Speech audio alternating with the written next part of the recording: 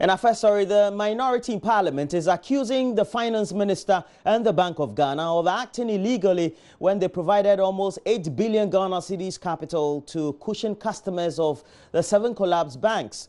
He says the provision of the funds as well as the establishment of a new consolidated bank should have received parliamentary approval. Parliament Finance Committee Wednesday opened a full probe into circumstances leading to the collapse of the banks. Joseph Opoku-Gakpo has more. Parliament Committee on Finance, chaired by the New Jabin South MP, Dr. Mark Asibeyeboah, held a meeting in Parliament House today. The meeting lasted for about an hour to agree on the modalities as far as the parliamentary probe that they would want to hold into the collapse of the bank is concerned. A few decisions have been arrived on. The probe will begin on the 5th of September. It will run up until the 7th of September. It will be an in-camera sitting, but before and after each of the meetings, the committee would brief the press and ordinary members of the public. Dr. Mark Asibeyeboah has been explaining the processes as far as this investigation is concerned.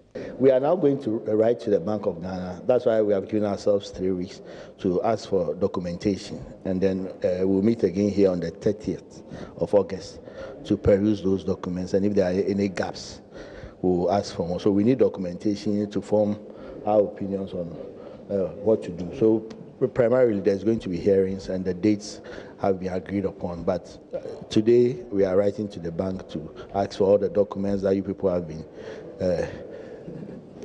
feeding on in the media. We cannot work without official documentation. So that's where we are. Well, his colleague on the Finance Committee, Atoforsen, who is the minority spokesperson on finance, well, has a contrary view on who exactly will be appearing before the committee. At that point, let me assure you, they have not asked Parliament to approve the use of 8 billion public fund. So who is breaching the law? The Finance Ministry today is breaching the law. Yes, the Finance Ministry has failed to request Parliament to approve 8 billion. They have failed to ask Parliament of Ghana for the permission to spend taxpayers' money of 450 million to consolidate, to capitalize the consolidated bank.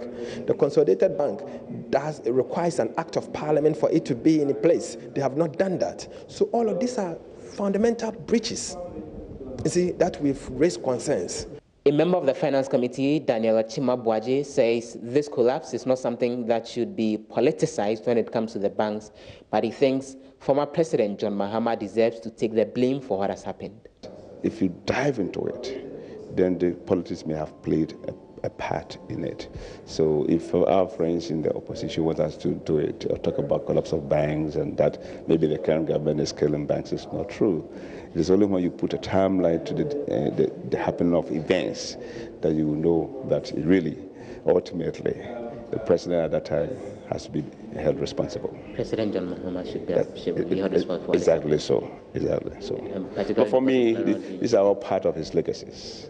The legacies is just like basically proposing a policy that cost Ghana about 8 billion. It's only for Akufo-Addo to come and implement. That is wrong. You know, that should be blamed. He should be blamed. And of course, this is all part of the things Akufo-Addo government said. Let's come in, let's open it up, let's stop the bleeding, wherever it's coming from. And of course, don't forget, part of the reason why these banks collapse is because when you take or give contracts and you don't pay, ultimately hit the bank's bottom line, it affects their capital, it declines, and they cannot meet the requirement. It's called non-performing loans. Atoforsen disagrees and insists the former administration should not be held responsible for this particular collapse. The governance structure of the central bank is very peculiar because of the independence. And so it will be very reckless on the part of anybody to go around and start blaming the former president. It is very wrong and we shouldn't go that line. Well, once the committee is done with their probe, they are expected to make recommendations on what the way forward should be and how to avoid any possible collapse of a bank in future. From Parliament House in Accra, my name is Joseph Opoku-Gakpo. Well, we have to take you to the Upper East region, where residents of the Bolgatanga municipality are demanding that one of the main roads within the township be fixed as soon as possible to avoid needless deaths and injuries through road accidents. The road, which passes through one of the busiest sections of the business area within Bolgatanga, is full of potholes and is becoming unwatchable. Residents say despite their frequent complaints, town authorities appear unconcerned about the bad state of the road. Apai's regional correspondent Albert Sori is now reporting.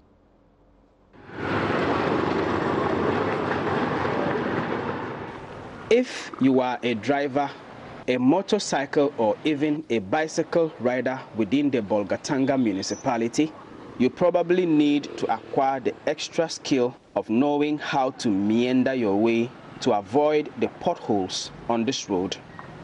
And if you are a pedestrian, you need to be extra vigilant to avoid being knocked down by vehicles that are trying to dodge the dozens of potholes on this road. I'm one of the tricycles driver in Bolga here, and if we are moving, no, this cycle is not that big. We need a smooth route where we can easily move with our clients. And when we are moving, alongside the big vehicles, they come around and they distract us. Some vehicles always push us away, and it will cause a lot of accidents. Recently, about 3 or 4 accidents that happened within Chelsea Station side, and it's very, very bad. This is the main road leading into the main business area of the Bolgatanga municipality, including the central market. It also leads out of Bolgatanga through Zwarungu and onwards to the Boko municipality. It is one of the busiest roads in this town, but large, deep potholes make this road a death trap, especially when it rains. At some sections of the road, the potholes there are so large they extend almost from the middle of the road to the sides. Others extend almost from one side of the road to the other.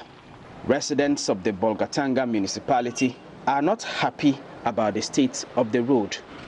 It's unfortunate that it has to take us so much time, and there's a loud public outcry over the state of this particular road. And so I do not really understand why authorities or those in charge would have to wait until the road deteriorates to this particular level. When road users are crashing into the potholes, we have to fix our cars all the time, and especially for motor riders. So, I mean, even the safety of riders and pedestrians is at risk, because people have to keep swerving the potholes and then moving into pedestrian lanes, and some crashing some pedestrians. So it's an unfortunate situation. Upper West that was carved out of this region, if you go there and see the road network, you will like it. Why should Bolga municipality be local? The municipality should look like a municipality. It shouldn't have roads as if we are in the rural area.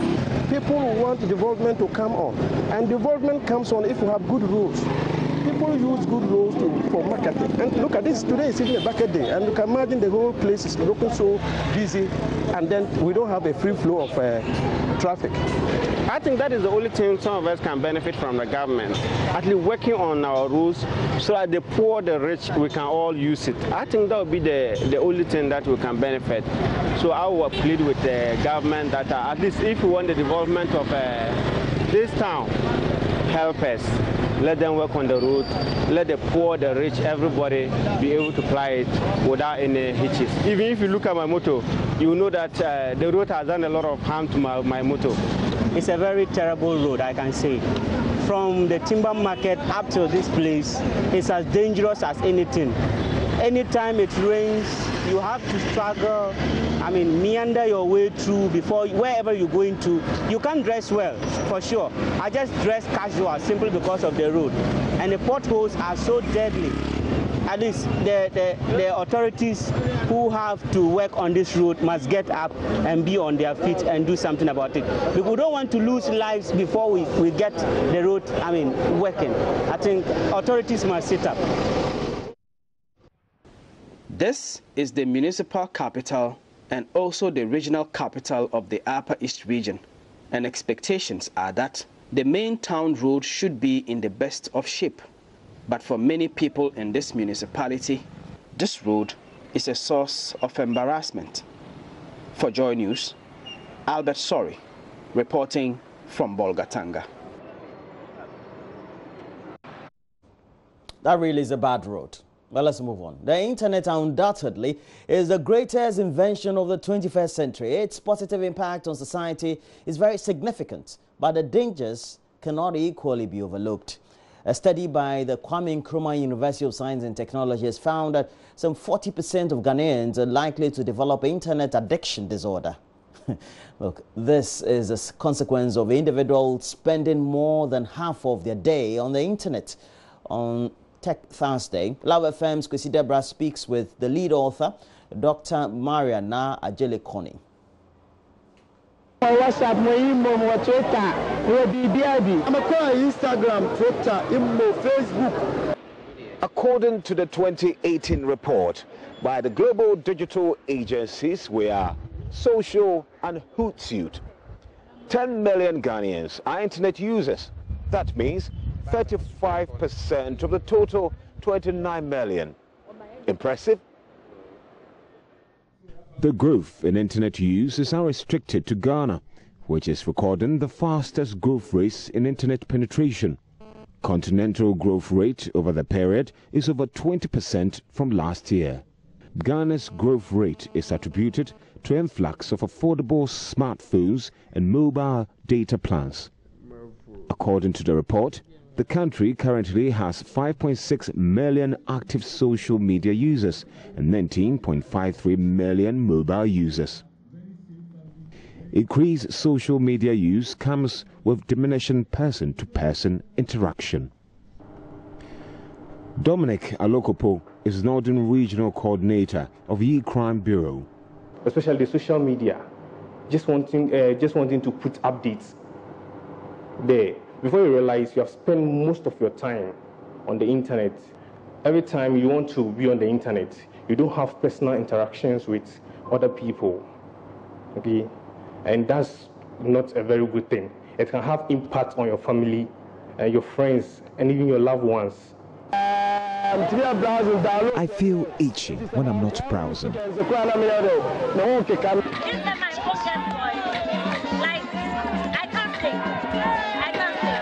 Internet addiction disorder, or IAD, an emerging phenomenon, involves user screen time exposure at a minimum of 16 hours a day, not necessarily be continuous.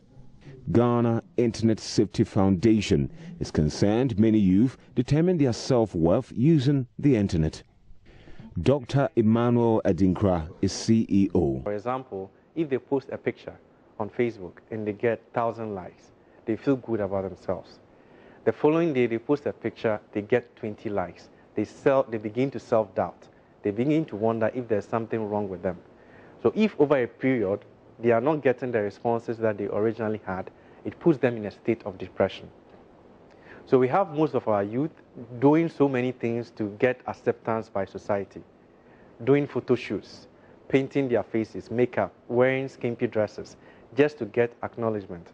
And if they go to this extent and they don't get it, then depression sets in. Dr. Maria Kone sought to establish the relationship between internet addiction disorder and depression among Ghanaians. As part of the final year thesis, she interviewed 162 active internet users of 25 years average on 2 social media platforms, Twitter and Facebook. So the people who answered the survey were from about 18 to 45 years old, and it seemed about 22.3% of the people who answered the survey were admitted to be depressed based on the scale that was given. And using the internet addiction scale, it looked like 3.7% of them actually had an internet addiction disorder, and 40.7% of them percent of them had problematic, means that they could tip towards the scale of having an internet addiction disorder if measures were not put in place. Dr. Maria Kone recommends extensive research in Africa to properly address the situation. Reporting for JoyNews, Kwesi Debra. And that's it for the news. But we have more news as we do great interaction, as we review the newspapers, front, back pages, the center spread. We'll look at myjoyonline.com and whichever news that is relevant this morning. Please, we're taking a break. When we come back, all that for you right here on the AM Show.